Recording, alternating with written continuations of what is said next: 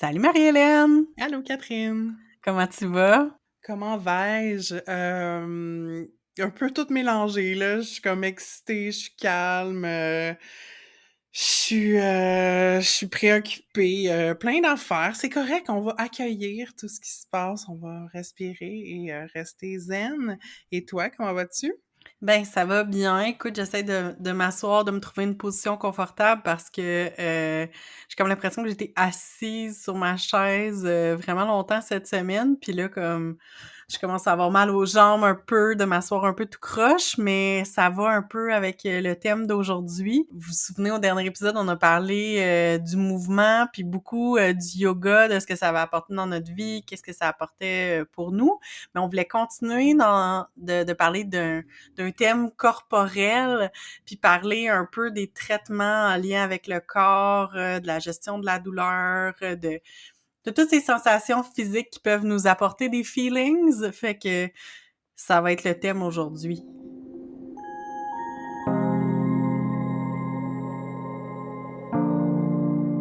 Vous écoutez Entre deux eaux, le balado où on nage entre la pataugeoire de la culture pop et les eaux profondes des feelings.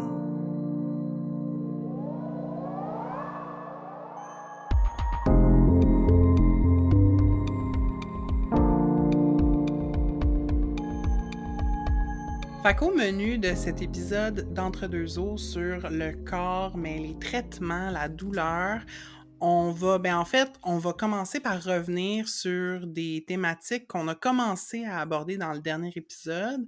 Donc, on va fermer un peu l'idée du mouvement, ce que ça nous apporte de bouger.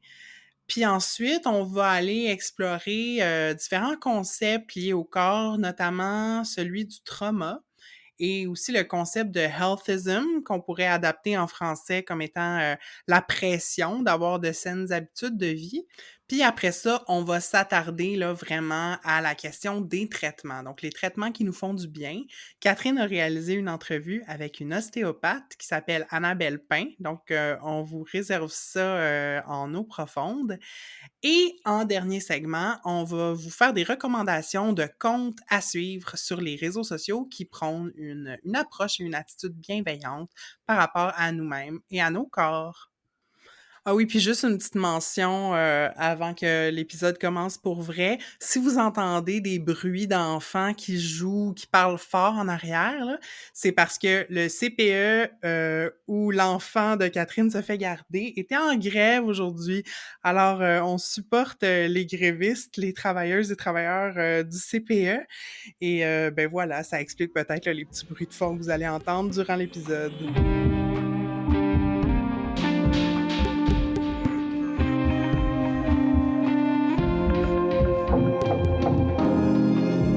Bienvenue en pataugeoire! Fait qu'on va, c'est la pataugeoire, on va se délier les jambes, se délier les bras, se délier les langues et puis dans le fond, on va revenir sur quelques concepts que, faute de temps, en fait, on n'a pas pu aborder dans le dernier épisode, donc par rapport au mouvement. Puis en fait, moi, j'aurais le goût de vous raconter un peu pourquoi, tu sais, on voulait traiter de ça. J'ai lu cet été le livre Burnout de Emily et Amelia Nagoski. La raison pour laquelle j'avais envie de lire le livre, c'est parce que j'ai vu un talk qu'elles ont fait en 2019 à un festival. C'est un peu un genre de TED Talk, mais c'est pas tout à fait ça, là. Puis elles ont fait comme une présentation des concepts du livre, notamment comment finir la réponse de stress. Puis il y a Ouais. plusieurs façons de faire ça. Le toucher en fait partie, le fait de décrocher dans des soit en écoutant une série télé ou un film très prenant. En tout cas, il y a différentes choses qui nous aident à terminer notre réponse de stress. Je vais mettre un lien vers cette vidéo-là qui explique très bien là, les différentes astuces dans la description de l'épisode. Mais le truc qui fonctionne le mieux pour terminer la réponse de stress, c'est de bouger.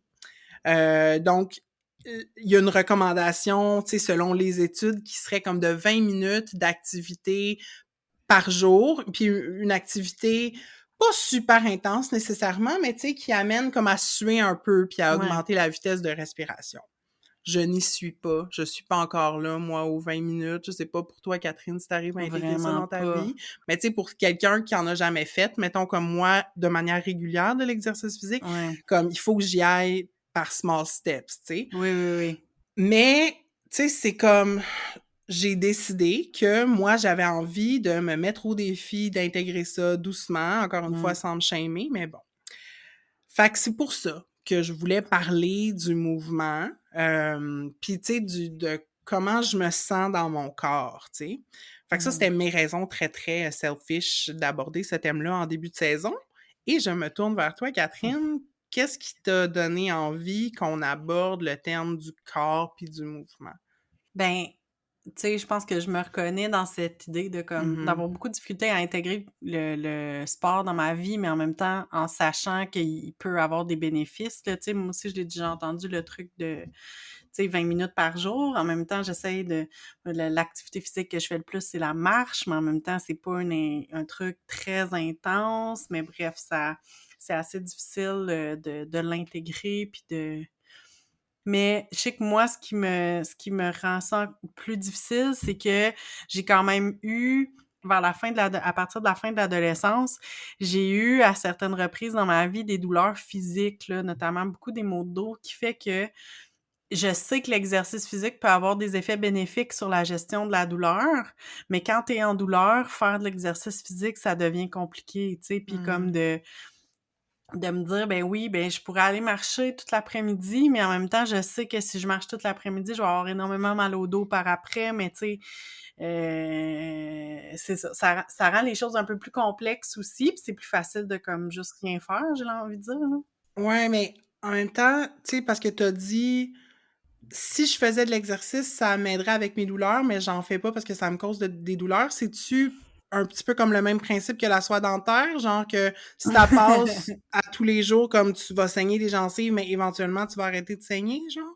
Ben, je pense que oui, éventuellement, puis c'est aussi comme l'aspect de dire, ben, tu sais, c'est parce que c'est comme, si tu as un meilleur cardio, c'est sûr que c'est plus facile. Si tu as un meilleur comme, tu sais, j'ai l'impression qu'il y a comme un aspect c'est ça que souvent dont on parle pas, là, tu sais, quand on dit juste comme aux gens, comme: «Ah, mais vous devriez faire de l'exercice». Oui, mais comme, mettons que j'ai des difficultés à faire de l'exercice, comme comment je vais faire pour me rendre à faire de Mmh. l'exercice en ayant tu sais, puis en tout cas, puis ça aussi, c'est comme en niant le fait qu'il y a des exercices physiques qui peuvent apporter des problèmes de santé, là. Je pense, Mmh. à l'espèce moi, ça me fait toujours rire quand on se met à mettre sur un piédestal les gens qui font comme des marathons puis tu sais, beaucoup, beaucoup, beaucoup de courses à pied alors que t'es comme: «Mais la course à pied, c'est super dommageable pour les genoux», là, tu sais? Fait comme les gens qui font énormément de courses à pied sont pas nécessairement en bonne, santé physique, là, tu sais? Ne serait-ce que la mécanique, là, mais ça, c'est un autre enjeu, mais on dirait que c'est plus facile de dire: «Ah ouais, mais tu sais, c'est pas grave s'il a les genoux scrap, il faisait de la course». Tu comme: «Ouais, mais» Mmh. en tout cas, c'est autre chose, mais c'est ça, pour revenir à ta question, moi, ce qui m'intéressait dans l'idée de parler du corps, c'était un peu de revenir sur l'idée que, ben, le corps, c'est une machine, c'est quelque chose qui nous accompagne tous les jours, qui est avec nous. Puis, j'ai l'impression qu'en société, en général, on parle beaucoup de trauma, tu sais, puis de choses qui sont arrivées dans nos vies, puis on est de plus en plus comme conscient de l'impact, mettons, d'événements qui peuvent avoir lieu ben, sur notre santé psychologique, par Mmh. exemple, tu sais, puis qui peut avoir des impacts, tu sais. Sauf que je veux qu'on se souvienne que le sens premier d'un traumatisme, c'est vraiment un traumatisme physique. Tu sais, Mmh. si on regarde la définition du mot traumatisme, à la base, c'est un terme médical qui veut dire que c'est un ensemble de conséquences physiques provoquées par un trauma. On parle, par exemple, d'un traumatisme crânien, là, tu sais, fait que c'est Mmh. vraiment un terme, physique. En même temps, tout de suite, dans la définition, on parle aussi, là, que ça peut être un événement psychologique, puis qu'il peut y avoir des traumatismes psychologiques, puis que c'est des termes en psychologie, tout ça, là, tu sais. Je veux pas faire semblant que les traumatismes, psychologiques existent pas, loin de là. Puis en même temps, je trouve que c'est intéressant de penser à pas hiérarchiser puis de dire, Mmh. la santé physique, c'est pas plus ou moins important que la santé émotionnelle. Mais en même temps, ça m'amène à me questionner sur comment ça qu'on les sépare tout le temps puis qu'on fait comme si c'était 2 gangs complètement différentes. Mmh. C'est pour cette raison-là que j'ai vraiment pas terminé parce que c'est une lecture vraiment dense, mais j'ai commencé la lecture du livre The Body Keeps the Score. C'est par un médecin qui s'appelle Dr. Van der Kolk. Et c'est un livre là, vraiment best-seller, là, tu sais, qui ça fait longtemps. Ça a sorti en 2014, si je me trompe pas. Je vais vous faire du ASMR de livres. 2014! Hey, je l'avais-tu? Je vous le dis, là, je suis rendue au chapitre 3, extrêmement dense sur la neuropsychologie, là. C'est vraiment intense. Sauf que, en gros, là, je vais vous le résumer très, très, très grossièrement. C'est que, c'est un thérapeute qui a travaillé beaucoup avec des personnes qui avaient du stress post-traumatique en lien avec les personnes, les vétérans, dans le fond, là, les soldats qui sont allés à la guerre. Fait que OK. beaucoup, si je me souviens bien, beaucoup le retour de la guerre du Vietnam, entre autres, là, et autres. Mais il a pas juste travaillé avec des personnes qui ont été à la guerre, il a aussi beaucoup travaillé avec des enfants qui ont vécu des abus dans l'enfance. Puis l'intérêt, c'est vraiment beaucoup de regarder qu'est-ce que ça a fait au corps, ces événements-là, mais pas au corps, genre, OK, t'as eu une blessure physique, t'as eu un coup, t'as eu peu importe, là, tu sais, puis comment ça a réagi, mais plus comme qu'est-ce que ces événements traumatiques et stressants causent sur le corps, puis comment ça se fait qu'après ça, le corps est comme plus capable de se réguler. Mmh. Puis il amène aussi la question que la réponse de la psychologie, mettons, comme champ là, de médecine, psychologie et psychiatrie, c'est qu'ils vont utiliser soit la talk thérapie, donc tu sais, de la thérapie par la parole, et aussi des médicaments, des antidépresseurs, des antipsychotiques, là, peu importe. Puis il dit comme, c'est deux choses qui sont utiles. Sauf que le problème, c'est que ça peut pas régler des traumatismes qui sont très grands. Mmh. Parce que le corps, là, je pourrais pas vous donner tous les détails, mais bref, c'est comme si le corps reste pris dans cette réaction de peur puis de stress, Mmh. puis est pas capable de continuer. Puis dans les chapitres suivants, là, parmi les trucs qu'ils vont regarder, c'est de voir c'est quoi l'impact notamment du yoga sur pouvoir venir finir, comme tu parlais un peu là avec le livre sur le burn-out, tu sais, finir la réponse de stress, Mmh. comment d'autres thérapies aussi physiques, là, il y a comme le EMDR qui vont parler ou Ouais. comme d'autres types de, tu sais, je vais pas rentrer dans les détails là-dedans, mais bref, que traiter des traumatismes psychologiques avec uniquement la talk-thérapie ou avec et ou les médicaments, c'est pas suffisant, puis il faut impliquer le corps parce que le corps, c'est ça revient tout le temps à l'idée que le stress a causé des tu sais, le corps a dû s'adapter, même si on a l'impression que le corps a pas rapport là-dedans. Fait que moi, en tout cas, c'est quelque chose, tu sais, qui m'intéresse beaucoup, que je veux continuer à apprendre là-dessus, mais je trouve ça vraiment intéressant de voir à quel point, tu sais, c'est ça, on parle souvent, on sépare santé physique, santé mentale, comme si c'était deux affaires qui avaient pas rapport ensemble, alors que c'est pas le cas. Mmh. Puis en fait, ce que ça me faisait penser, évidemment, tu sais, j'ai pensé au yoga puis au EMDR comme spontanément avant même que tu nommes, tu sais, comme étant des Ouais. des des choses qui peuvent aider. Puis en fait, ce que ça disait dans le livre Burnout, c'est que pourquoi le mouvement, entre autres, est bénéfique? C'est parce Mhm. que ça vient comme te rassurer à un niveau cellulaire que Ouais. ça va bien. Tu sais, si tu es Hmm. capable de prendre du temps pour aller prendre une marche ou Ouais, ouais, courir ouais. ou nager, c'est parce que c'est comme ça envoie le message dans ton corps qu'on a le T'es en droit, on a le temps sécurité, de ouais. faire ça. Tu sais, on est dans un environnement suffisamment sécuritaire Ouais, ouais, pour ouais. comme avoir une détente puis relâcher, tu sais. Mhm. Fait que c'est comme on dirait que c'est ça qu'on cherche à faire ultimement par des Ouais. traitements physiques, Mhm. c'est venir se rassurer, tu sais, si on a comme du stress, chronique ou, Ouais. post-traumatique, il faut comme arriver à se calmer, de manière super profonde, là, tu sais. Oui.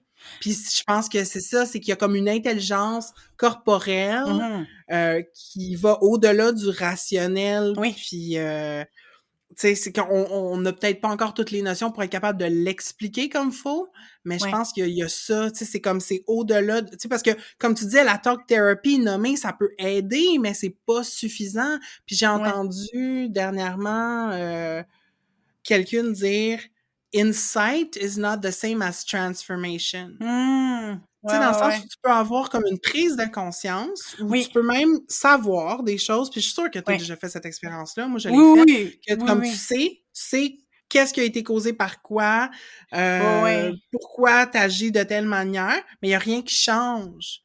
Puis à un Oui, oui, moment non, donné, c'est c'est clair. comme ça descend genre. Il y a quelque chose par rapport à l'intégration versus juste le mental ou juste ce qu'on dit. J'ai l'impression que c'est plus facile de parler de santé mentale que de santé physique. Je sais que c'est pas ce qu'on dit habituellement, Ouais. mais j'ai l'impression, en tout cas, je sais pas si c'est le fait de vieillir, que le corps prend de l'âge, puis que là, à un moment donné, il y a comme des enjeux de corps que t'as comme plus le choix que tu peux plus ignorer vraiment quand t'arrives dans trentaine, fin vingtaine, trentaine, puis tu sais, moi, c'est une expérience. Dans le fond, j'ai eu un accident d'auto vers ben, il y a 5 ans environ, un peu plus que 5 ans, qui fait que j'ai comme pas eu le choix de prendre soin de mon corps parce que, tu sais, j'ai eu une blessure physique, là. J'ai eu une petite fracture à l'épaule qui fait que j'ai passé plusieurs semaines immobilisée. Ben, mon bras devait être immobilisé. Fait que, de un, c'est comme, t'es très rappelé au fait que ton corps, qu'il faut prendre soin de son corps, là, parce que comme, tu sais, t'es pris, là, tu sais, t'as pas le choix. C'est là que j'ai commencé, en fait, à faire de la physiothérapie à ce moment-là. Puis, on dirait que c'est ça qui m'a comme ouverte à, ben, c'est ça, réaliser que j'ai pas le choix de suivre mon corps, puis quand Mmh. j'ai des douleurs, quand j'ai des problèmes, d'y répondre. Puis j'ai envie de dire, c'est comme ça un peu qui a déboulé, qui a fait que, tu sais, je pense que ça a eu un impact au final sur ma santé mentale aussi, qui a fait que j'ai commencé à voir une psy, à aller en thérapie à ce moment dans les années qui ont suivi. On dirait que j'ai comme réglé en partie, tu sais, j'ai fini mes traitements de physiothérapie, puis là, j'ai comme commencé de la psychothérapie pour anxiété. Tu sais, c'est pas exactement tout Mmh. lié, mais en même temps, je me dis, c'est comme quand même mon corps qui passe à travers tout ça. Mais c'est ça, parce que je me Ben disais, ça a oui, dû être un choc physique, mais oui, psychologique aussi, un accident, là. oui, oui, ben c'est ça. Puis tu sais, j'ai été comme, c'est ça, je me rends compte, c'était un accident d'auto, mais j'ai été frappée comme j'étais piéton, là. Fait que Oh c'est, fuck! oui, ben c'est ça. Fait que souvent les gens comme, tu sais, pour moi c'est un accident d'auto, mais ça reste que comme j'étais pas dans une voiture, là. J'ai Mmh. été happée par une voiture. Je me suis fait lutter. Si on est en Outaouais, les gens de l'Outaouais savent. OK. Mais c'est ça. Fait que oui, oui, c'est sûr, c'était un gros choc. Puis ça m'a amené à prendre conscience de justement là, comme OK, mais là, faut que je prenne soin de mon corps. Puis là, après ça, ben, quelques années plus tard, ben, je suis devenue enceinte. Fait que là, c'est sûr que devenir enceinte, ben, il y a beaucoup de choses, oui, psychologiques, mais il y a beaucoup de choses physiques qui se passent dans ton corps. Puis après l'accouchement, qui est, veut pas, un traumatisme pour le corps, là, tu sais, qui est quand même une expérience je me souviens, je pense que c'est peut-être 1 an après avoir accouché que j'ai fait la réflexion comme j'essayais de penser comme aux 5 dernières années, puis tout ce qui était arrivé à mon corps, puis tout ce que mon corps avait subi dans les comme 5 dernières années, puis j'ai fait comme it's been a lot. Comme c'était vraiment beaucoup, puis Mmh. de reconnaître ça, puis de dire comme OK, mais non seulement je le reconnais, mais je prends des mesures, notamment aller voir des professionnels de la santé, puis Mmh. des gens qui font de la médecine, mettons, ben pas de la médecine, mais comme des traitements complémentaires, comme l'ostéopathie dont on va parler tantôt, mais tu sais, aller, c'est ça, là, tu sais, de s'occuper de son corps, puis de faire même d'aller vers de la massothérapie ou tout ça, mais tu sais, Mmh. de pas faire comme si ça existait pas. Moi, j'ai l'impression que c'était ça avant. Je faisais comme mon corps, il existe pas vraiment. Je bouge pas. Je m'en occupe pas vraiment. Mais à un moment donné, t'as plus le choix, puis il y a des bénéfices à ça. Mmh. Fait que je sais pas, toi, tu sais, où tu t'es rendu avec, tu sais, l'expérience d'aller te chercher des soins complémentaires ou de médecine alternative ou des choses comme ça? Mais moi, ça a pris du temps aussi, mais c'est arrivé comme dans ma vingtaine. Mmh. C'est la massothérapie, moi, qui est arrivée en premier. Er à peu près la même période que le yoga, je dirais. J'avais toujours été comme attirée par le massage parce que j'aime ça comme quelqu'un qui me prend en charge physiquement. Puis tu sais, je suis quelqu'un qui aime des massages vigoureux, là. Puis c'est ça, j'étais dans une période où je vivais beaucoup de stress, puis c'est une femme qui m'a recommandé sa massothérapeute. Elle m'a dit: «Va voir cette femme-là, elle a des doigts de fée». Puis c'est la même masso que je vois depuis 10 ans, tu sais, puis c'est Mmh. super le fun, là, où est-ce qu'on en est rendu parce qu'elle est capable un peu de voir mon évolution, puis elle sait, tu sais, où et comment aller me masser. Puis dernièrement, durant mes vacances, je suis allée me faire masser dans un spa, dans la région de Charlevoix, puis c'était correct, là. C'était un massage, mais tu sais, je suis comme: Ouais, «Ah non, mais ouais, ma masso est fucking hot», tu sais? Comme ouais. je Mmh. vais plus nécessairement prendre la chance d'aller n'importe où pour recevoir un soin de massothérapie parce que j'aime vraiment la relation que j'ai développée avec cette Oui. thérapeute-là. Puis c'est juste récemment, comme je dirais dans les 2 3 dernières années, que j'ai ouvert vers d'autres types de soins Mmh. complémentaires. Encore une fois, à la suggestion de quelqu'un que je connaissais. Moi, j'avais plusieurs amis, puis dont toi, je pense, Catherine, qui me parlaient de leur traitement d'ostéopathie. Puis Ouais. du monde qui me disait qu'il avait vécu des expériences super intenses, tu sais, du monde qui avait pleuré chez l'ostéo ou en tout cas qui se sentait complètement régénéré quand il sortait de là. Je suis comme: «Non, j'ai le goût d'essayer ça», tu sais. Fait que je suis allée voir, une ostéo qui à la recommandation, d'une personne proche de moi, puis c'était super, c'était intéressant. Puis cette personne-là, ma thérapeute, mon ostéo m'a dit: «Ah, tu devrais essayer l'acupuncture, je pense que tu répondrais bien». Fait que Mmh. là, je fais de l'acu à cause de mon ostéo, puis bon. Mmh. Hem, Fait que c'est ça. Puis moi, je trippe bien, là. Je les arrange dans mon année selon les périodes de stress que je vis, puis selon ce que mon Mmh. corps semble avoir besoin, là. Ouais. Fait que je suis contente, tu sais, d'avoir les sous pour pouvoir m'offrir Ouais. ça. Puis j'ai aussi des assurances au Ouais. travail qui permettent de rembourser une partie. Je suis contente de le faire, mais en même temps, ça fait pas de moi une meilleure personne, tu sais. Si ces traitements-là sont apparus dans ta vie plus dans la trentaine, comme tu disais, Catherine, ben, tu Mmh. sais, il y a plein de raisons qui expliquent le Oui. fait que t'étais pas là encore, puis tu pas allé Ouais. à la recherche de ces affaires-là. Puis il y a pas de honte à avoir, puis c'est pas comme: «Ah, j'aurais donc dû», tu sais, puis nanana. Puis Ouais. c'est la même chose avec le mouvement, c'est que il y a pas de valeur morale Oui. d'une part ou de l'autre. Tu sais, tu pas une pire personne parce que tu décides de pas bouger ou tu décides de pas, avoir recours à des soins alternatifs. Fait que tu pas une pire personne si tu fais ces choix-là, puis tu pas une Ouais. meilleure personne si tu choisis d'aller les chercher. C'est comme, on peut-tu se sacrer la paix Oui. avec ce que je disais en intro, tu sais, le healthism, le c'est comme si là, on avait décidé en tant que société que prendre soin de soi, ça a l'air de ça. Puis si tu le fais pas, tu fails.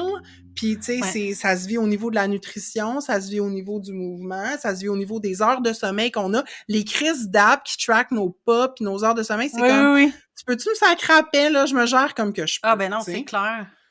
Merci d'avoir accueilli ma montée de lait. Mais non, c'est vrai, tu as tout à fait raison. Puis c'est une des raisons, je pense, pour laquelle j'avais envie qu'on fasse un épisode là-dessus, c'est parce que je pense qu'il y a aussi un aspect de comme c'est pas tant des choses dont on parle nécessairement, puis des fois on sait pas. Comme tu sais, moi j'ai passé plein d'années à travailler puis d'avoir des assurances qui auraient pu me permettre d'aller vers des soins qui auraient pu être payés là en partie là grâce à mes assurances, mais que je savais pas ben tu sais, je savais que j'avais des assurances, mais tu sais, je savais pas que je pouvais en bénéficier puis que t'as pas Mmh. besoin d'avoir un accident de voiture pour aller en physio. Tu sais, comme que si t'as une douleur, si t'as des trucs, t'es pas obligé de juste vivre avec, que tu peux aller Mmh. vers autre chose. Puis aussi, ben ça m'a aussi rappelé les liens justement entre la santé mentale et la santé physique, puis que c'est comme plus complexe qu'on pense parce que justement, j'en ai parlé justement, moi dans le fond, c'est ça, j'ai comme fait un peu de physio, j'ai fait de l'ostéo, puis éventuellement mon ostéo elle m'a dit: «Ah, tu sais, pour vrai, de la masso, je pense que ça pourrait t'aider parce que tu super tendu». Mais je sais que mes tensions sont notamment dues à des douleurs physiques, mais aussi notamment dues à du stress. Puis Mmh. quand j'en ai parlé avec ma psy, elle était comme: «Tu sais, pour vrai, la masso, ça peut aider à l'anxiété. Si ton corps est full tendu, là, puis que tu peux juste physiquement que ton corps soit détendu justement par de la massothérapie, ben ça peut faire que tu vas être moins stressé. Parce que c'est clair que si tu moi, je sais que je suis super tendue, tu sais, mais ça c'est ça, c'est de voir ça pas comme 2 affaires vraiment séparées, mais comme des liens entre les 2. Puis l'autre affaire que tu as dit que je trouve super importante, c'est comme à quel point c'est du bouche à oreille, puis c'est comme des expériences.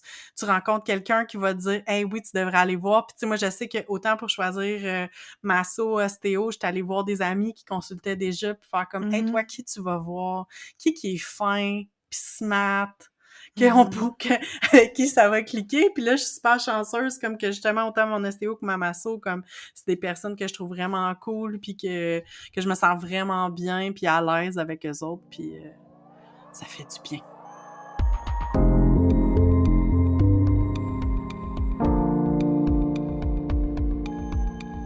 Nous voici en eau profonde. Et je sais pas si le micro va capter, mais il pleut vraiment fort dehors de chez moi. Je me sens vraiment en eau profonde. Donc, c'est ça. Deuxième partie, on va vous présenter l'entrevue que j'ai réalisée avec l'ostéopathe Annabelle Pain, qui m'a reçue dans son bureau. C'était vraiment le fun de discuter avec elle, là, justement, de l'ostéopathie. Elle a travaillé à Québec. On va mettre le lien vers sa page Facebook dans les notes de l'épisode.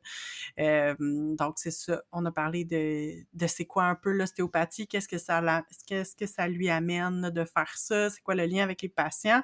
On a aussi parlé de périnatalité parce que Annabelle travaille beaucoup dans ce domaine-là. Puis on voulait juste mentionner avant que vous écoutiez l'épisode que quand on parle de l'expérience de la périnatalité dans l'entrevue, on utilise beaucoup les mots femme enceinte, maman. Puis on voulait juste reconnaître que l'expérience de la grossesse et de l'accouchement, c'est pas des expériences qui sont exclusives aux femmes. Donc on voulait juste le reconnaître avant que vous écoutiez l'entrevue. Mais en tout cas, moi j'ai vraiment beaucoup parlé avec Annabelle là, de son travail. J'ai vraiment beaucoup appris. Puis j'espère que vous allez beaucoup apprendre à votre tour.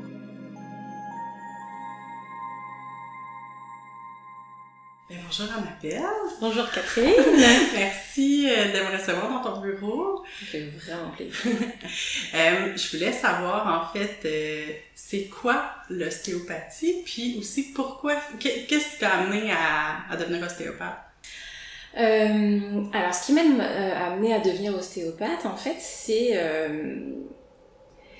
il y a vraiment il y a l'être humain qui est au centre, et puis il y a toutes les thérapies thérapeutiques, que ce soit psychologue, médecin, acupuncteur, ostéopathe, autour. Puis c'est une manière en fait d'aider l'être humain. C'est pas l'ostéopathie que j'aurais choisi en premier, parce que je connaissais pas en fait quand j'étais adolescente, mettons. Donc moi je serais devenue sage-femme en fait adolescente, et puis finalement les choses ont fait que j'ai découvert l'ostéopathie et j'ai trouvé ça très curieux. Donc je me suis dit ok, je comprends pas tout, j'y vais. L'ostéopathie, comment je le décris, c'est vraiment on travaille sur la structure pour rétablir la fonction. Okay. Je dirais par exemple un médecin, peut-être, ou en tout cas parfois aussi en physio, on travaille sur la fonction directement. On veut rétablir la fonction. En ostéopathie, on travaille pas du tout sur la fonction. On va sentir si au niveau de la structure, il y a un blocage, c'est tendu, il y a une douleur, peu importe. On va essayer de détendre, de relâcher un peu sous nos mains ce qu'on sent. Puis après, le but c'est vraiment que le corps puisse refaire sa fonction. Par exemple, je sais pas moi, il y a un muscle qui est tendu, mettons, si on parle de simple. Bon, ben on va travailler la structure musculaire, puis après, le muscle il va être capable de faire sa fonction, la marche, mettons, n'importe quoi. Donc ça peut être... et puis c'est pour tout le corps. Ouais. Donc c'est à peu près comme ça que j'aborde le corps en ostéopathie. Puis pour quelles raisons les gens viennent te consulter? Comme, c'est quoi les exemples de raisons? On est des professionnels, même si c'est pas tout à fait de santé, hein, on n'a pas tout à fait réglementé encore, on espère bientôt. On est vraiment des professionnels de première ligne. Il y a des gens qui viennent nous voir avant même d'avoir consulté des médecins.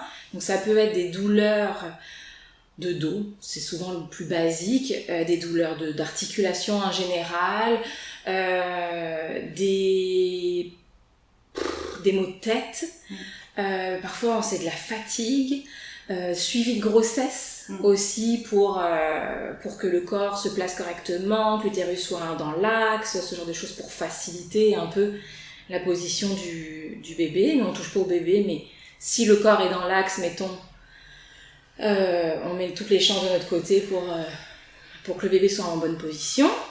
Donc c'est vraiment pour tout type de motifs de consultation. Après c'est à nous de voir, est-ce que c'est de l'ostéo ou là, non. si t'as besoin de référer ailleurs finalement. Ah oui. Ouais. Ah oui, vraiment. Et puis ça m'est déjà arrivé même d'orienter directement à l'hôpital, aux urgences. Ou même en physio, ou sans partir dans les urgences. Oui. Mais c'est ça, parce que j'ai l'impression que l'ostéopathie aussi, c'est une approche qui est très comme holistique, là, tu sais, qui voit le corps ensemble, mais aussi que vous travaillez avec d'autres professionnels, là, justement, là, vous allez chercher la complémentarité avec... J'adore ça. Et puis moi-même, je consulte, évidemment en médecine quand j'en ai besoin, là, mais je veux dire en physio, en acupuncture, en masso, on fait pas les mêmes choses. Parfois, c'est difficile de savoir qui fait quoi. Mais oui, après si on reste plus spécialisé, je veux dire les femmes qui viennent d'accoucher en physio-périnéale, moi en tout cas vraiment c'est hyper important d'aller voir aussi, d'aller chercher un diagnostic chez le médecin aussi, c'est hyper important, savoir le patient où est-ce qu'il s'enligne, comment il peut être guidé, quoi. Oui. Puis j'avais une question peut-être un peu plus de fond, disons, mais est-ce que tu vois des liens entre... Parce que tu travailles souvent avec des personnes qui ont des douleurs, dans le fond, puis est-ce que tu vois des liens entre la douleur puis les émotions, puis comment ça vient dans ton travail? Est-ce que comme t'en tiens compte, comme comment... Je dirais que tout ce qui est subjectif qui vient du patient, c'est ce qui m'intéresse le plus, en fait. Moi, c'est pour ça que je fais ce métier. Donc... en fait, la douleur, c'est quelque chose de très personnel. Donc, moi, je vais prendre ça comme une information. En fait, en règle générale, ça n'est entre guillemets qu'une information. C'est pas toujours signe de gravité. Donc, surtout en ostéopathie. Sinon, on oriente. Mais la personne vient, puis elle a mal quelque part, et puis qu'est-ce que ça lui fait? Parce qu'il y a des gens, ils ont mal, ils vivent avec des douleurs chroniques depuis toujours. Ça leur fait du bien l'ostéopathie, mais c'est pas dramatique pour eux. Je sais pas moi, par exemple quelqu'un, un grand sportif. Oh là, il a mal quelque part, il y a son corps qui l'utilise pour sa vie, pour aller bien dans sa tête. Et alors là, ça va plus. Donc là, il est pas bien du tout. Après, ça dépend. Moi, pareil, je déteste avoir mal. Je sais. C'est vraiment... Donc, c'est vraiment d'avoir la personne comme ça. Puis, il faut pas oublier que la personne vient avec son corps, pas uniquement son organisme. C'est-à-dire que la personne vient avec son organisme, c'est-à-dire avec ses tendons, ses muscles, ses organes, ses os. Mais il vient avec tout ce qu'il a inscrit dans son corps. Donc, tous les événements... puis encore plus les enfants. Disons que les adultes c'est pareil, mais les enfants c'est encore plus clair. Ils mettent tout dans leur corps, les enfants. Les adultes, on a parfois des stratégies qui fait que mais non c'est rien, ou en tout cas. Puis c'est ça qui m'intéresse. Donc quand on pose la main sur quelqu'un, faut prendre tout ça en compte. Après, on fait quand même une petite gymnastique à savoir, ok, c'est quel ligament, c'est quelle articulation. Donc, on n'a pas le choix de quand même parler de l'organisme, mais c'est vraiment majeur. Puis aussi, il y a des gens, quand on travaille, ça peut faire mal. Si, je sais pas moi, le fessier est inflammé, c'est sûr que si j'essaye un peu de le détendre, ça va faire mal. Et ça aussi, ça on voit par exemple sur la table, les gens, ça les inquiète. Ok, est-ce que c'est quoi? Pourquoi ça me fait mal? Puis alors on leur explique que ça fait mal sur le moment, mais quand on relâche, normalement il n'y a plus de douleur, il n'y a plus rien, on va jamais dans quelque chose qui va inflammer, mais c'est à prendre en compte, parce que c'est le corps de la personne. C'est pas... Donc, je touche pas du tout les gens de la même manière. Si je vois que, au contraire, ils préfèrent que je rentre plus, je vais y aller. Et puis un côté efficacité aussi dans tout ça. Il y a des gens qui me disent « Vas-y, tu peux appuyer plus fort. Vas-y. Je veux que ce soit efficace. » Mais de temps en temps, c'est parce que j'appuie plus fort que ça va être efficace. Mais c'est drôle. Ou d'autres personnes « Ouh là là, ça me fait mal. Non, je veux pas que tu touches. Ok, très bien, on va essayer de passer par un autre endroit. On va y aller plus doucement. » Mais faut que la personne se sente libre de pouvoir le nommer. Donc moi j'adore ça. C'est ça que j'aime, c'est ce rapport-là que chacun avec son corps et puis entre autres la douleur. Mais encore une fois, la douleur c'est une information. Mais il y a d'autres informations, d'autres ressentis que la personne, quand ça étire, quand ça relâche, c'est quelque chose aussi qui les intéresse. Ah oui, j'ai senti un truc, ça a relâché. Donc c'est ce que je pourrais un peu aborder à propos de ça. Puis c'est super intéressant. Puis je sais aussi que tu travailles beaucoup en périnatalité avec des femmes enceintes qui viennent d'accoucher, tout ça. Est-ce que c'est quoi qui est différent avec cette clientèle-là versus une autre clientèle? Je sais pas à quel point je pense que tu vois aussi d'autres de la clientèle générale. Fait que c'est quoi la différence avec en fait, donc oui, je vois vraiment tout type de personnes. Après, j'adore tout ce qui est périnatal. Ça, c'est vraiment ma passion à moi. Puis, alors, quand il s'agit juste du traitement en tant que tel, les femmes enceintes, il suffit de pas grand-chose pour que ça soulage. Juste, faut connaître les bonnes techniques, les bons étirements qui soulagent. On détend le diaphragme, ok, c'est bon, on peut respirer. On dégage les hanches, ok, c'est bon, le pubis, oui, ça va mieux. Et donc c'est très efficace, très rapidement. Après, il y a aussi tellement de changements, que ce soit pendant la grossesse, la femme elle vit des choses complètement folles en fait dans son corps, dans sa tête, dans son cœur. Pareil, en préparation à l'accouchement, il y a plein de questions qui se posent, puis elles ont besoin d'en parler beaucoup. Puis en ostéo, on a quand même une consultation d'1 heure à peu près. Donc même si je travaille, c'est le moment où elle peut nommer des choses, même si c'est pas exactement pour ça qu'elle est venue. Parce que oui, je suis aussi accompagnante à la naissance, donc je peux un peu orienter, poser des questions et tout ça. Mais et puis pour le après, de mon Dieu, ce corps qui tient plus, ce corps qui est fatigué, ce corps qui est différent. Donc le fait de travailler directement, de poser les mains, c'est comme si on reconnaît ce qui s'est passé dans le corps de ces femmes, puis elles en ont besoin. De toute façon, poser les mains sur un corps, c'est reconnaître. Poser la main sur une douleur, c'est reconnaître la douleur. C'est ça que les gens viennent chercher. Puis s'il y a un accueil, s'il y a une bienveillance autour de ça, parce que, surtout après, je dirais,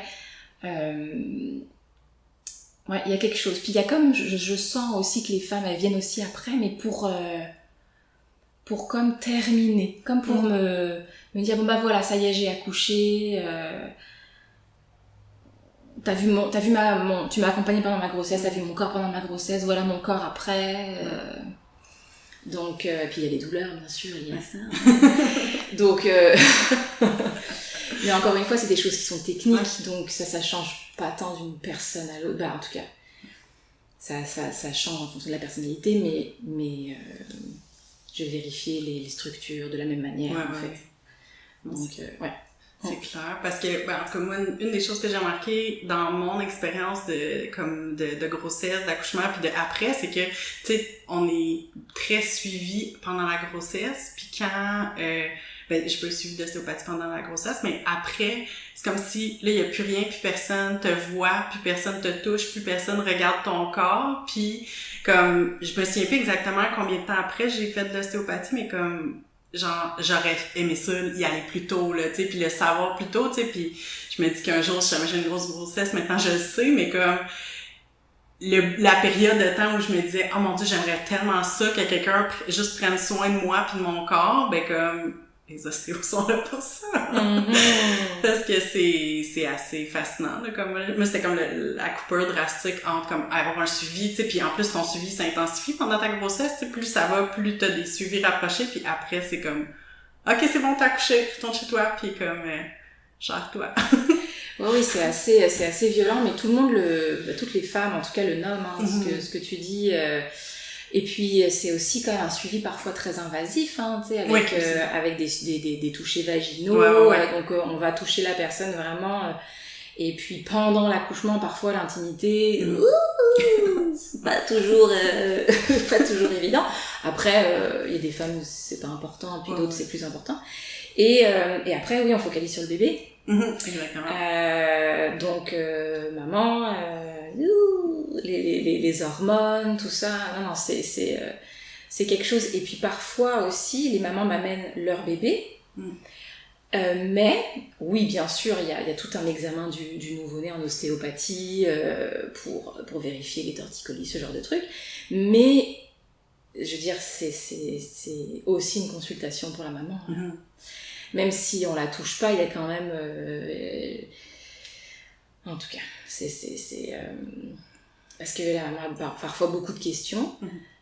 Parfois, en fait, elle sait tout à fait quoi faire, mais c'est juste que, comment ça, je saurais de moi-même? Je vais demander à un professionnel. Et puis, non, c'est ça, c'est juste très beau parce qu'il y a beaucoup de vulnérabilité, en tout cas, en tout cas, je trouve ça très émouvant, ouais. Ah, c'est clair. Ben, c'est ça, puis tu partages un moment privilégié avec ces personnes-là aussi, là. Ben, avec toutes les personnes que tu traites, là, je pense. Puis qu'est-ce que ça t'apporte d'être ostéopathe, de travailler avec les gens? Moi, ça a changé énormément de choses dans ma vie. C'est que, après aussi, j'ai une curiosité. Donc, c'est pas la personne arrive, je traite le corps, tac, tac, tac, et puis bye bye. Bon, après, il y a des ostéos qui font ça. Moi, j'ai plein d'amis ostéos, ils font ça à Paris, et c'est des très, très, très bons ostéopathes. Mais chacun fait sa pratique. Mais moi, je suis très curieuse, et ça me nourrit dans le sens où l'expérience des gens, ça fait juste ouvrir encore un peu plus mes perspectives. Donc, parce que, ça fait combien maintenant? Ça fait 14 ans que je suis ostéopathe. Ouais, c'est ça. J'étais en train de compter tout à l'heure. J'étais diplômée en 2007, quand même. Et ça va bien. C'est ça. Puis, donc, après, on a des techniques. Tout fonctionne pas sur tout le monde, hein. Il y a des gens, c'est pas de l'ostéopathie qu'il leur faut. Eux, au contraire, ils veulent justement un technicien ou une technicienne, tac, tac, tac, puis terminé. Puis c'est parfait. C'est très, très bien. On cherche pas du tout la même chose. Mais les gens s'ouvrent. Les gens parlent. Donc, et donc, ça fait juste... ça fait juste ouvrir l'esprit, puis voir l'expérience des autres, et puis... En tout cas, je trouve que c'est très, très, très, très, très enrichissant. Ouais. Ah oui. T'as l'air très passionnée. Ah oui. Mais c'est vrai. Ouais, c'est possible. Puis, tu sais, j'ai comme un peu fait le tour de mes questions, mais est-ce que toi, t'avais quelque chose à rajouter que t'aurais aimé que les gens sachent sur l'ostéopathie ou sur ta pratique ou... Sur ma pratique, sur la vie en général. Ouais, non, pas tant que ça. Mais par contre, sur l'ostéopathie, c'est que je dirais qu'il y a quasiment autant d'ostéopathie que d'ostéopathes. Okay. On apprend tout un panel de techniques, des milliers de techniques qui soient plus musculo-squelettiques, qui soient plus au niveau des fascias. En tout cas, il y a plein d'affaires. Puis, c'est pas parce que vous avez vu un ostéopathe ou une ostéopathe avec qui ça a pas fonctionné ou même matché au niveau que l'ostéopathie, faudrait mettre ça de côté. Peut-être qu'il y a besoin d'un autre ostéopathe ou d'une autre ostéopathe, et c'est parfait comme ça. Ouais. Donc, je dirais d'y aller avec son feeling, et puis peut-être... moi, en tout cas, j'ai plusieurs, entre guillemets, ostéopathes, parce que j'ai des collègues un peu partout, mais je dirais que peut-être je vois 3 à 4 ostéopathes différents OK. Donc, parce que je sais que pour telle affaire, je me dis, j'aimerais bien que... j'aimerais bien elle. Ah oui, là, je sens que j'aimerais sa prise en charge, j'aimerais ses techniques. Là, non, je me sens fatiguée, je vais aller voir telle personne. Donc, ça va être vraiment... Après, on a le droit de rester fidèle à son ostéopathe, hein, c'est pas la question. Mais en tout cas, je trouve c'est pareil pour n'importe quel thérapeute, je pense. Mais ouais, pas hésiter à expérimenter différentes manières de faire parce que ouais, on n'est pas tous pareils, on n'a pas tous les mêmes forces et ça peut être vraiment, vraiment, vraiment intéressant pour la personne. Mais j'aurais pas pensé à ça, mais c'est vrai que c'est vraiment intéressant. Puis, ben, merci beaucoup. Ça fait plaisir. On répondre à la question.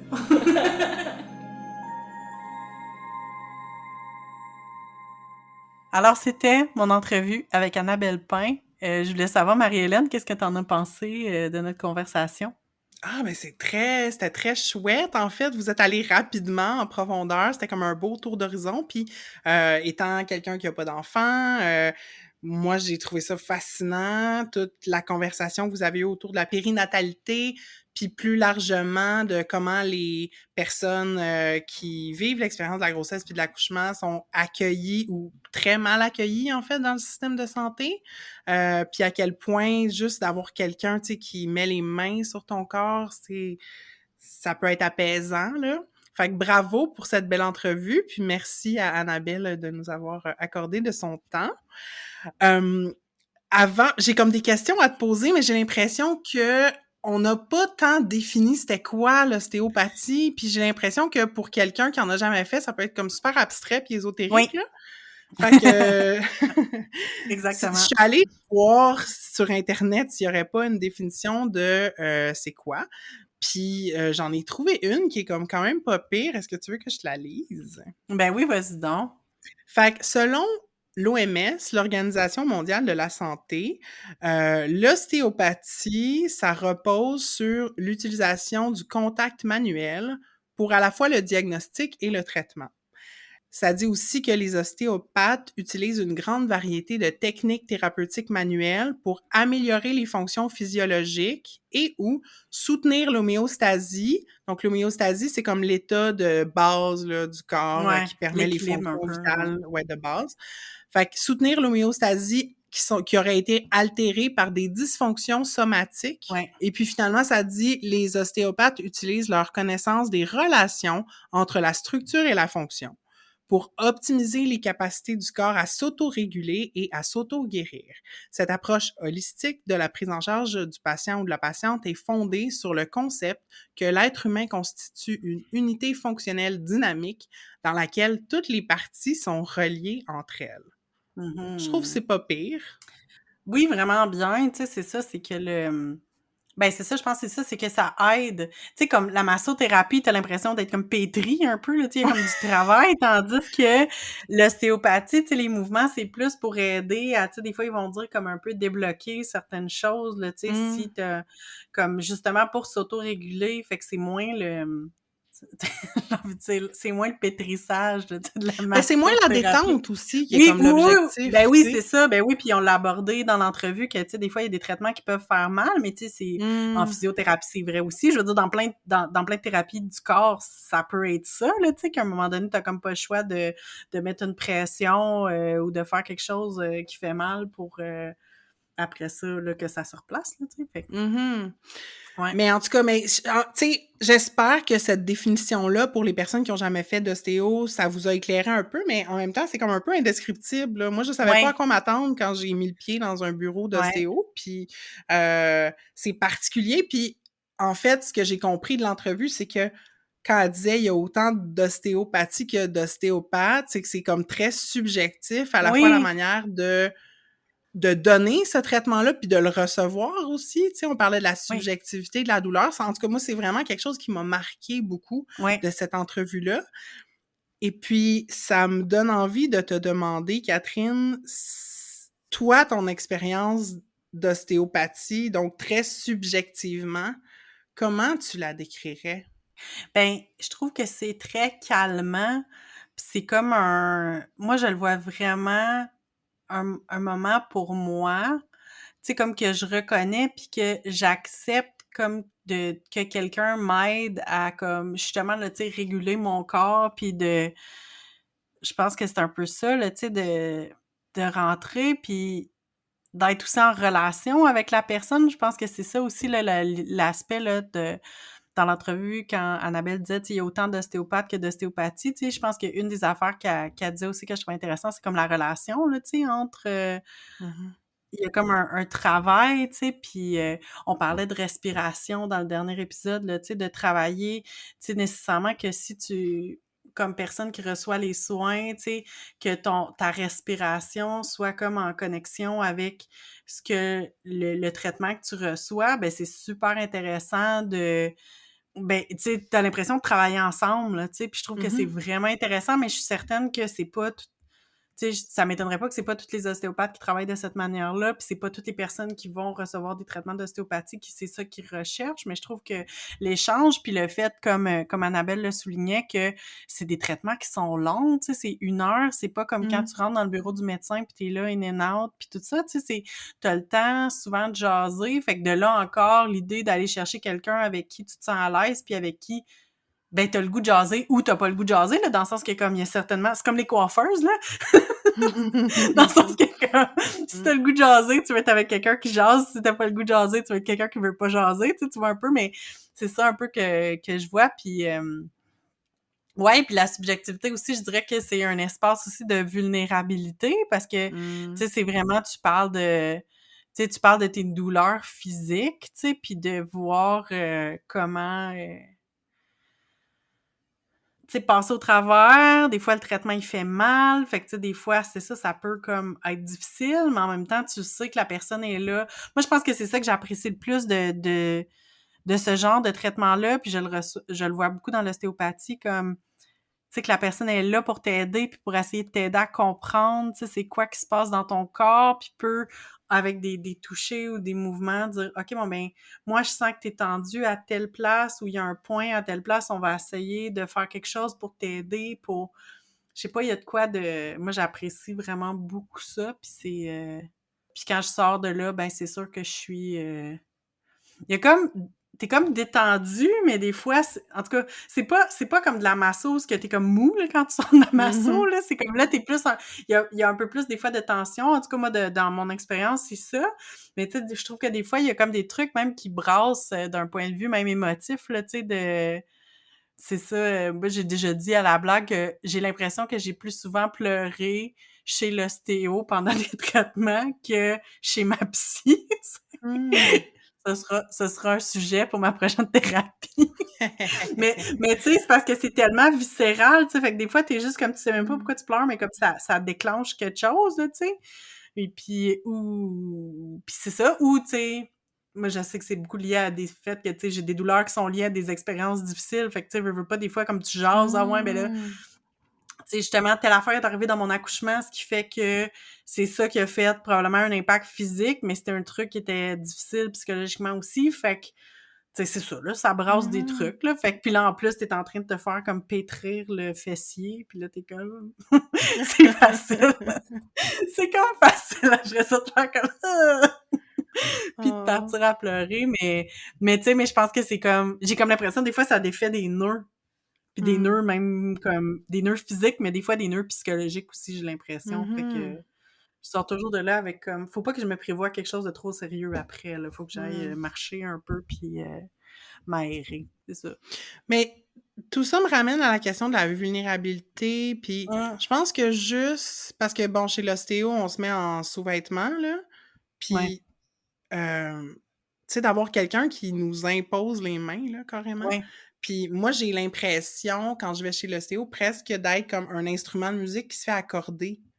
Comme à C'est cause beau des ça! mouvements qu'elle fait des fois dans mon cou, au niveau de la colonne, tout ça, j'ai l'impression qu'elle est en train de m'accorder comme un violoncelle, tu sais? Ah! Puis, de se laisser toucher comme ça par quelqu'un, puis avec, pour mon ostéo, tellement de bienveillance, Oui! moi, je me sens comme presque bercée quand je vais là, tu sais? Mmh. Ouais. Hem En tout cas, cet aspect-là du toucher qui est vraiment central à l'ostéopathie, là, on le lisait dans la définition. Je sais pas, j'ai comme le goût de te demander en terminant comme si tu avais envie d'élaborer sur qu'est-ce que ça te fait vivre de te laisser toucher par une thérapeute, tu sais, puis vu que ton expérience de Mmh. l'ostéopathie est comme post-accouchement, Ouais. qu'est-ce que ouais, j'ai comme envie de te laisser parler de ça.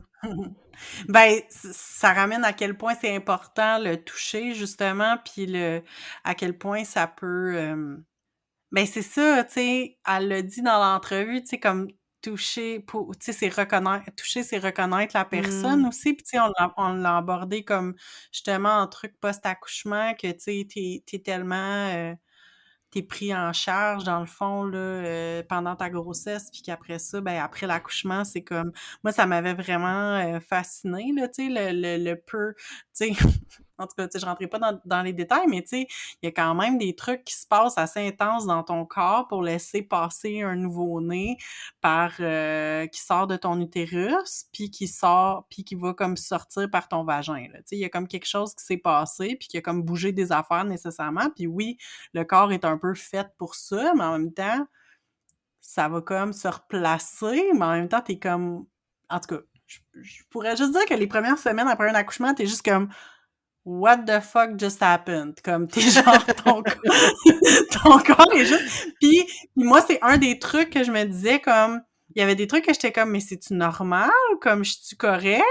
Ça guérit-tu correct? Comme, est-ce que mon corps guérit correctement? Parce que, tu sais, il y a aussi souvent tu sais, des blessures, là, tu sais, physiques, des déchirures, des choses comme ça. T'es juste comme, mais est-ce que c'est en train de guérir correctement? Je sais pas. Je suis jamais Mmh. passée par là. Mon corps est jamais passé par là.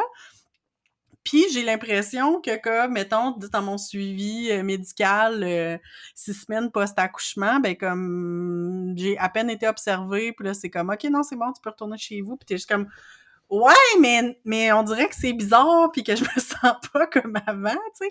Fait que d'avoir justement des spécialistes comme l'ostéopathe ou, je l'ai pas mentionné, on l'a mentionné dans l'entrevue, mais la rééducation périnéenne pour les personnes qui accouchent, Mmh. d'aller voir une physio-spécialiste, c'est une expérience qui est hyper vulnérable parce qu'on s'entend que comme, tu sais, t'as des manipulations dans une zone de ton corps que d'habitude, il y a pas... c'est des personnes... Ben, en fait, j'ai envie de dire, c'est des personnes que tu C'est choisis. J'ai select choisi. few, c'est ça. Oui, effectivement. Puis même, ben c'est ça. Moi, j'ai trouvé ça bien drôle quand j'étais allée la première fois en physio périnéale. T'as comme un papier qui te dit comme voici ce qui va se passer concrètement. Puis il va y avoir des touchés vaginaux et comme est-ce que tu comprends et tu acceptes que tu vas avoir des Mmh. touchés vaginaux? Parce que c'est comme important, mais en même temps, c'est ça aussi, là, c'est des muscles. Là. Mmh. Fait que non, c'est ça. Fait Non, c'est que ça, de laisser quelqu'un ouais, rentrer dans ton espace, il y a oui, comme nécessairement un lien oui. de confiance qui doit s'établir, là. Oui, mais puis moi, on dirait que je reste toujours avec l'idée que oui, tu sais, il faut que je me sente super en confiance. Je choisis toujours des thérapeutes qui sont des personnes femmes avec lesquelles, tu sais, je me sentirais pas à l'aise d'aller voir des hommes Mmh. pour ce genre de choses-là. Puis ça, c'est personnel à moi, mais comme, tu sais, justement, de choisir quelqu'un que je sais qui va être comme patient, attentionné. Moi, je suis une personne qui pose full de questions dans ce genre de thérapie-là. Fait que, tu sais, c'est clair que je veux quelqu'un qui va répondre à mes questions, qui va prendre le temps de m'écouter, de me rassurer. Puis quelqu'un qui est des professionnels de la santé, qui savent leur shit, qui ont étudié là-dedans, qui savent Mmh. qu'est-ce qui est... J'avais envie de dire qu'est-ce qui est normal, mais tu sais, je veux dire comme qu'est-ce que... OK, bon, mais t'as vécu un accouchement, fait que voici...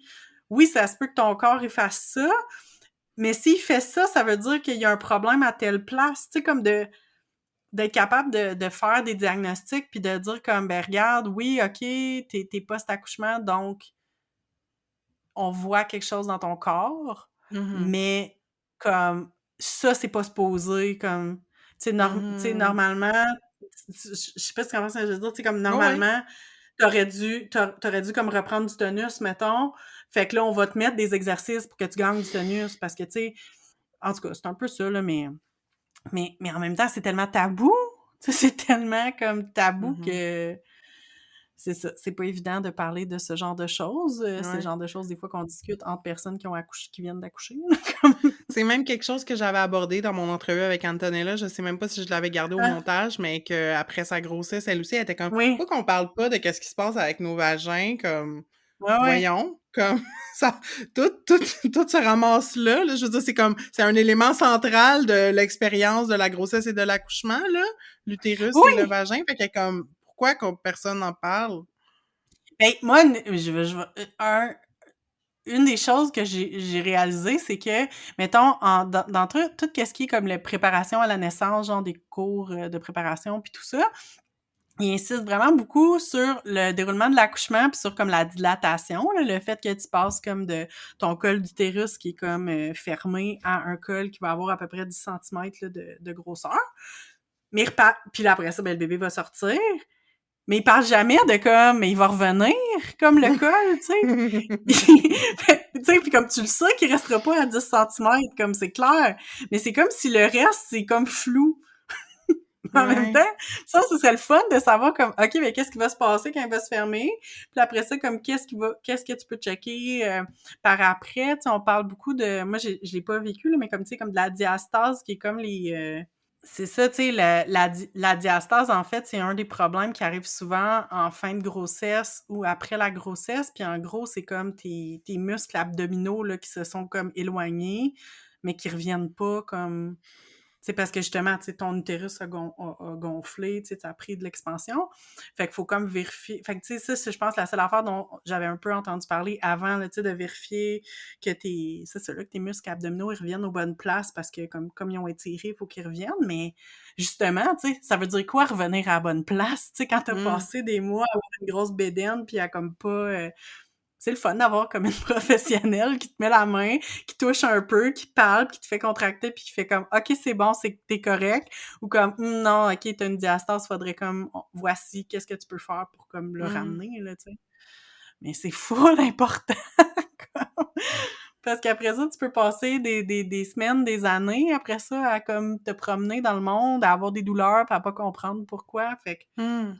le savoir de ces personnes-là, des massothérapeutes, des physios, des ostéos qui vont moi, c'est ça qui me fascine puis que je trouve tellement précieux, là, tu sais, de pouvoir prendre du temps avec ces personnes-là.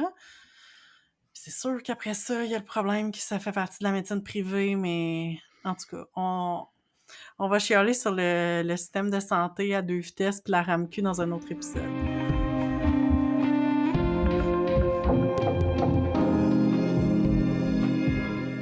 Nous voici en dernière partie d'épisode. On avait le goût de vous faire des petites recommandations de comptes bienveillants à suivre là, qui abordent des thématiques là, en lien avec les traitements ou avec le mouvement.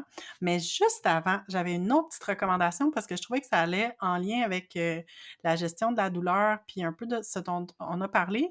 Il y a un nouveau podcast qui est animé par Émilie Perrault qui s'appelle Service essentiel.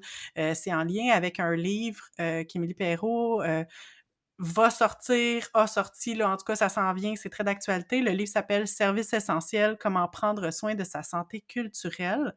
Puis dans son podcast, en tout cas, elle voit de quelle manière la santé culturelle, donc, tu sais, comment les objets culturels peuvent venir aider à la santé physique et mentale, beaucoup, là, tu sais, puis à la qualité de vie. Puis elle a une entrevue avec l'humoriste Simon Leblanc, puis c'est vraiment intéressant parce que c'est une discussion sur les liens entre l'humour puis la douleur chronique parce que Simon Leblanc parle dans cet épisode-là du fait qu'il y a en fait, il souffre d'une forme d'arthrite, donc l'arthrite étant très associée aux douleurs chroniques, puis de quelle manière, comme autant comment ça a eu un impact dans sa carrière, c'est quoi les traitements, la médication, comme comment ça vient l'aider, mais aussi comme le lien avec le rire, puis tout ça. C'est une discussion super intéressante, je vous conseille d'aller l'écouter. C'est disponible là, sur les plateformes, là, ça s'appelle Service essentiel, puis c'est l'épisode avec Simon Leblanc. Et maintenant, de retour à notre programme principal des comptes bienveillants à suivre, ben honnêtement, on a eu comme un peu de misère à faire une liste. On dirait qu'il n'y en avait pas tant que ça. Sauf que on avait quand même quelques incontournables. Fait que la première que dont je veux vous parler, ben, on a parlé d'ostéopathie aujourd'hui. Fait que si vous suivez pas déjà le compte de Ostéo Inclusive sur Instagram. Donc, c'est le compte de Laurence Ward, qui est une ostéopathe qui travaille à Montréal. Donc, très beau compte avec plein de belles illustrations, puis qui fait dans le fond, avec les illustrations qui parlent de certains enjeux de santé physique et mentale. C'est un compte très chouette à aller suivre, fait qu'on vous le conseille. Puis moi, de mon côté, j'en ai 2 comptes Instagram à vous suggérer. D'abord, il y a, Colin Hall, qui est un prof de yoga qui est installé comme quelque part dans les prairies canadiennes, là. Je vais pas, dire un nom de province random puis me tromper. Mais bon, Colin Hall, qui est une personne qui pratique le yoga depuis longtemps, puis qui est très, très critique de, la manière dont le yoga est, des fois récupéré là, à mauvais escient. Fait que, il fait beaucoup de mimes là, qui se moquent, tu sais, des travers du yoga moderne occidental, puis qui vient aussi décomplexer. Tu sais, si vous voulez chercher à peut-être vous décomplexer par rapport à votre pratique du yoga, puis si vous avez beaucoup d'autocritique, je pense que de suivre Colin Hall sur Instagram, ça peut peut-être venir rétablir là, certaines choses. Puis sinon, Catherine a exprimé des opinions critiques de la course à pied en début d'épisode, mais moi, je vous recommande quand même le compte d'une personne que j'ai découvert il y a pas longtemps. Elle s'appelle Jill Angie et dans le fond, son branding, là, c'est Not Your Average Runner. Fait elle a un podcast sous ce nom-là, puis c'est comme ça que vous pouvez la trouver sur les médias sociaux. Puis moi, j'ai été exposée à Jill parce qu'elle donnait comme un talk là, dans le cadre d'un programme en ligne duquel je fais partie. Puis elle parlait plus généralement de son rapport à l'exercice, puis comment que on est conditionné au perfectionnisme, puis que quand on démarre une nouvelle activité sportive, que ce soit la course ou n'importe quoi, on a tendance à s'en demander beaucoup au début, puis pas y aller de manière graduelle. Puis elle est comme coach de course et elle préconise une approche d'intervalle, fait que de courir pendant une certaine période de temps, puis ensuite de marcher. Puis elle dit généralement, les personnes qui font ça ont tendance à se pas voir comme des vrais real runners, tu sais, ou real joggers. Puis elle est comme, non, non, fuck, on va se décomplexer par rapport à ça, puis on va respecter les limites de notre corps. Puis parmi sa clientèle, elle dit, il y a des personnes qui ont 70 ans, qui avaient jamais couru de leur vie, puis qui sont mis à courir régulièrement, puis d'en avoir les bénéfices parce que ils ont respecté les limites puis la progression naturelle de leur corps. Fait que moi, j'aime beaucoup son approche. On va mettre là, le lien vers son Instagram dans la description de l'épisode. On est déjà rendu à la fin de l'épisode. Marie-Hélène, comment ça va? Ça va bien. Je pense que j'ai commencé l'épisode un peu plus fébrile, puis là, je suis heureuse, là, mais je suis un petit peu calmée. C'est comme sortir de chez l'ostéo. Puis toi, comment ça va? Ben, ça va bien. Écoute, j'ai comme l'impression que cet épisode-là nous a amenés dans des détours qu'on n'avait pas nécessairement prévus, mais je pense que c'est intéressant, là. Je me sens un petit peu vulnérable parce que j'ai comme parlé beaucoup de moi aujourd'hui, mais écoute, c'est bien correct. Je suis très à l'aise avec tout ce que j'ai dit, puis j'ai hâte que cet épisode-là sorte puis que les gens l'entendent. Puis j'aimerais vraiment ça, personnellement, avoir vos réactions sur cet épisode-là. Est-ce que vous envoyez des spécialistes qui soient en médecine là, alternative ou complémentaire, tu sais, comme des ostéos, des physios, des personnes comme ça? Qu'est-ce que vous faites pour prendre soin de votre corps? Puis avez-vous des recommandations de comptes bienveillants à suivre, que vous voulez nous partager? On aimerait bien ça. Écrivez-nous sur les réseaux sociaux. On est sur Instagram et sur Facebook avec le handle entredeuxeaux.balado. Oui, puis on vous rappelle aussi de vous abonner à notre fil. On est sur toutes les applications de balado. Il n'y a pas d'excuse, là. Vous pouvez nous écouter sur n'importe quelle application, que ce soit Apple Podcast, Spotify, Pocket Cast, name it. On est partout. Et puis, une manière facile et gratuite de nous soutenir en plus de vous abonner, c'est en soumettant un avis ou en nous mettant 5 étoiles, particulièrement dans Apple Podcast, mais aussi sur n'importe quelle plateforme ou à partir de laquelle vous nous écoutez. Et si vous le pouvez, vous pouvez devenir un eau flotteur pour contribuer financièrement au balado par des dons uniques ou récurrents. Toutes les infos pour devenir un flotteur sont sur notre page web au entredeuxeaux.pinecast.co dans l'onglet « Nous soutenir ». Et puis, ben, une des raisons pour laquelle vous pourriez devenir flotteur, c'est parce qu'on vous donne des goodies, tu sais, on vous donne des épisodes bonnies, puis on vient d'en sortir un sur Watatata, mais il y en a d'autres qui s'en viennent, fait que si vous voulez avoir accès à ça, ben, c'est en devenant flotteur que vous allez pouvoir, voilà, écouter nos petits bonnies. Puis dans notre prochain épisode régulier, Catherine, de quoi on va parler? Ben écoute, ça va être une série de 2 épisodes qui va aborder, les thèmes du genre et de la féminité. Fait que, on a bien hâte, c'est un thème que ça fait vraiment longtemps dont on veut parler, fait que je pense que ça va être très riche, ces 2 prochains épisodes-là. Yes, fait que, ben, soyez à l'écoute. On se reparle dans 2 semaines, tout le monde. Bye bye! Bye!